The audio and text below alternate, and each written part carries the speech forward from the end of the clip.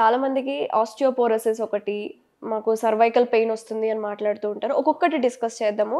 First cervical spondylosis మెడ నొప్పి నుంచి స్టార్ట్ చేద్దాం. అదెందుకొస్తుంది? ఈ రోజుల్లో ఎందుకు ఎక్కువవుతుంది? సో సర్వైకల్ స్పాండిలోసిస్ అన్నదానికి యాక్చువల్ అర్థం ఏంటంటే స్పాండైలో అంటే ఎముకలు.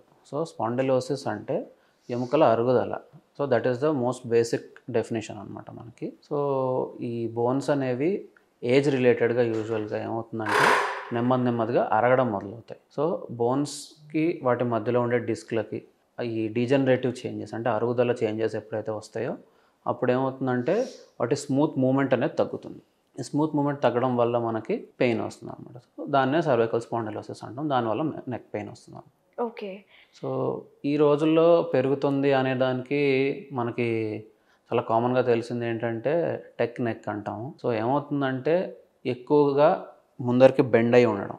సో మన సాఫ్ట్వేర్ ఇంజనీర్స్ కానీ మొబైల్ అడిక్ట్స్ కానీ వీళ్ళందరూ ఏంటంటే నెక్ బాగా ఎక్కువ బెండ్ చేసుకొని ముందు చేసే పని వల్ల ఏమవుతుందంటే యూజువల్గా ఈ డిస్క్ అనే వాటిలో ప్రెషర్ ఎక్కువ పెరుగుతుంది. ఓకే. సో డిస్క్లో ఎంత ఎక్కువ ప్రెషర్ పెరిగితే అది అంత తొందరగా డీహైడ్రేట్ అయ్యి పాడవుతుంది, అరుగుతుంది. సో దీనివల్ల రీసెంట్ ఇయర్స్లో మనకి ఈ నెక్ పెయిన్ ఇలాంటి సమస్యలు చాలా పెరుగుతున్నాయి, ఈవెన్ యంగ్ ఏజ్లో కూడా. స్కూల్ గోయింగ్ కిడ్స్ కూడా ఎక్కువ అవుతుంది కదండి ఇది? స్కూల్ గోయింగ్ కిడ్స్లో యూజువల్గా బ్యాక్ పెయిన్ ఉంటుందండి, నెక్ పెయిన్ కొంచెం తక్కువ. నెక్ పెయిన్ ఎందుకంటే పిల్లల్లో మనకి రెసిలియంట్ క్యారెక్టర్స్ ఎక్కువ ఉంటాయి. వాళ్ళు ఏంటంటే కొంచెం ఎక్కువ తట్టుకోగలదు బాడీ ఇలాంటి అరుగుదల యొక్క చేంజెస్ని. కానీ వాళ్ళకి ఏంటంటే స్కూల్ బ్యాగ్ బరువు ఎక్కువ ఉండడం వల్ల ఇలాంటి వాటి వల్ల ఏమవుతుంది వాళ్ళకి ఏంటంటే బ్యాక్ పెయిన్ అనేది లో బ్యాక్ పెయిన్ కానీ ఇలాంటివి పెరుగుతున్నాయి అన్నమాట. ఓకే. అండ్ వాళ్ళల్లో కూడా ఈ మొబైల్ అడిక్షన్ అనేది ఒకవేళ స్టార్ట్ అయితే ఇప్పుడున్న యంగర్ ఏజ్ కంటే కూడా ఇంకా తక్కువ ఏజ్లో ఈ నెక్ పెయిన్ అనేది స్టార్ట్ అయ్యే అవకాశం ఉంటుంది. Okay. Next coming to spine fractures. Accidents టైంలో స్పైన్ అనేది కొంతమందికి ఫ్రాక్చర్ అవుతూ ఉంటాయి.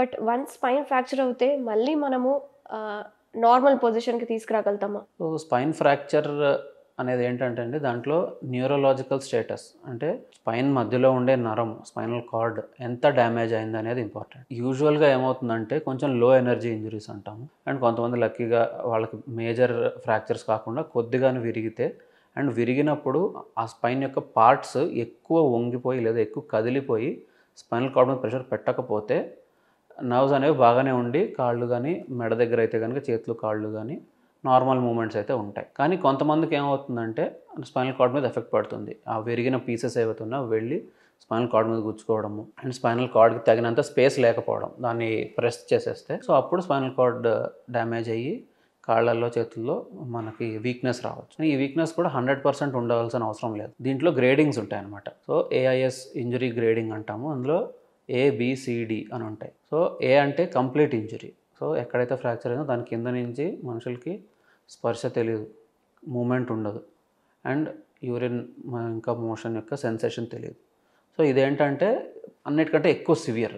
సో కంప్లీట్ పారాలిసిస్ అనమాట అది. ఇలాంటి వాళ్ళు మళ్ళీ నడిచి నార్మల్గా అవ్వడానికి అవకాశం చాలా తక్కువ.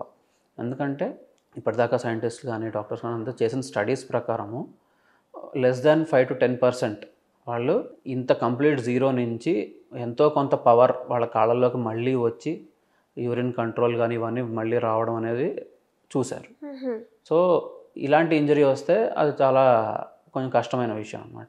నెక్స్ట్ BCD అనేవి ఏంటంటే ప్రోగ్రెసివ్లీ తక్కువ సివియర్ ఇంజరీస్. B అంటే ఏంటంటే కొంతవరకు సెన్సేషన్ అనేది ప్రిజర్వ్ అవుతుంది, అంటే ముట్టుకుంటే స్పర్శ కొంతవరకు తెలుస్తుంది. C అనేది కొంతవరకు మూమెంట్స్ కూడా ప్రిజర్వ్ అవుతాయి. D అనేది ఎక్కువ మటుకు మూమెంట్స్ ప్రిజర్వ్ అవుతాయి, కొంత పవర్ లాస్ ఉంటుంది. సో ఈ D ఉన్నారనుకోండి వాళ్ళు నార్మల్ అవడానికి ఛాన్సెస్ చాలా ఎక్కువ. C వాళ్ళు మళ్ళీ D వెళ్ళడానికి కొంచెం పవర్ బెటర్గా అవ్వడానికి కూడా ఛాన్సెస్ ఎక్కువ.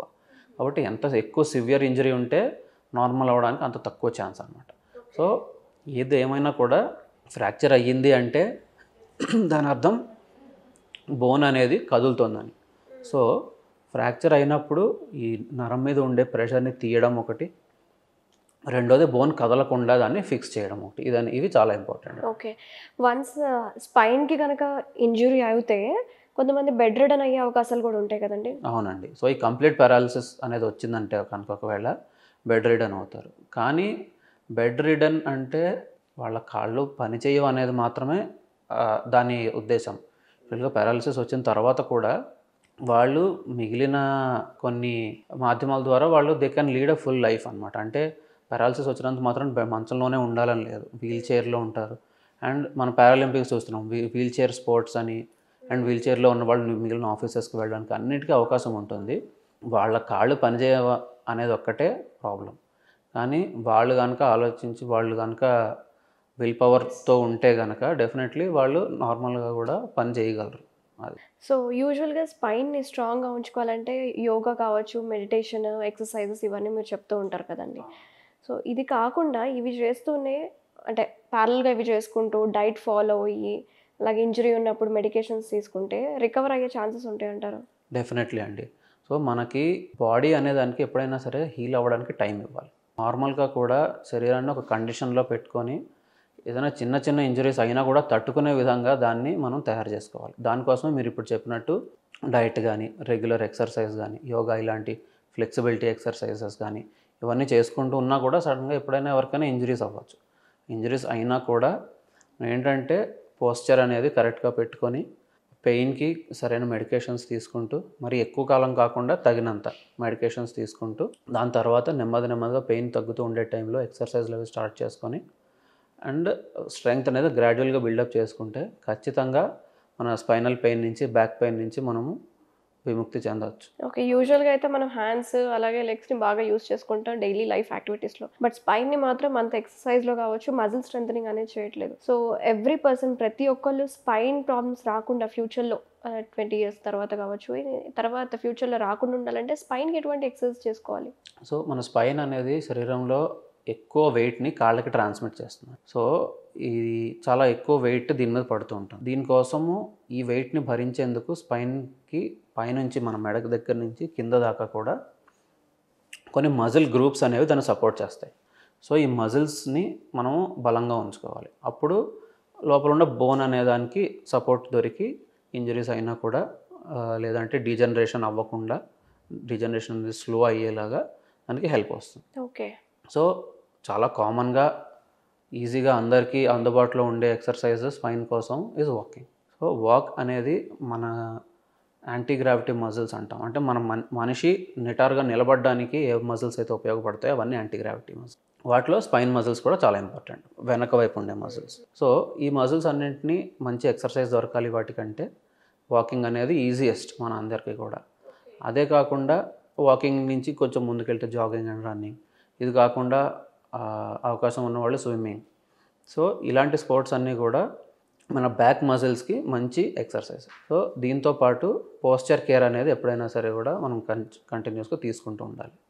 సో ఈ పోస్చర్ కేర్ అనేది రెగ్యులర్గా తీసుకుని మన స్పైన్ యొక్క డిస్క్ల మీద ఎక్సెస్ ప్రెషర్ పడకుండా మనం ఎప్పుడైతే చూసుకుంటామో ఇలాంటప్పుడు మన బ్యాక్ డీజనరేషన్ అనేది స్లో అవుతుంది. ఓకే. వాట్ అబౌట్ షయాటికా అండి? షయాటికా ఎందుకు వస్తుంది? ఎలా తగ్గించుకోవాలి?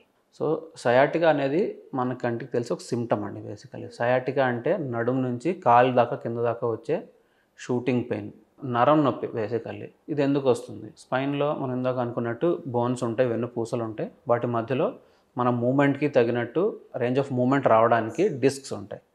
సో ఈ డిస్క్ అనేది హార్డ్ స్ట్రక్చర్ కాదు, మెత్తగా ఉంటుంది. దీనికి బయట పక్క ఒక థిక్ కవరింగ్ లేయర్ లాగా ఉంటుంది. దాని లోపల మధ్యలో ఒక జెల్లీ లాంటి పదార్థం ఉంటుంది, దాన్ని న్యూక్లియస్ పల్పోసస్ అంటాం. సో ఎప్పుడైతే ఈ డిస్క్ యొక్క అవుటర్ కవరింగ్ ఏదైనా ఎక్సెస్ లోడ్ కానీ మనకు అలవాటు లేనట్టు ఒక 50 కిలోలు బస్తా ఎత్తేసినప్పుడు లేదంటే ఇంకేమైనా ఎక్సెస్ లోడ్ ఇచ్చినప్పుడు ఆ బయట కవరింగ్ అనేది టేర్ అయిపోతుంది, చిరుగుతుంది.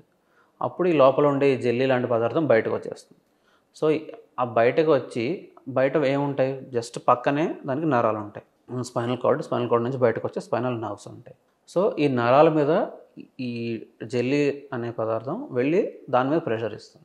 సో అప్పుడు ఏ నరం మీద అయితే ఈ జెల్లీ ఉందో ఆ నరం ఎక్కడి దాకా సప్లై చేస్తుందో మొత్తం అంతా కూడా మనకు నొప్పి వస్తుంది. దాన్నే సయాటికా అంటాం.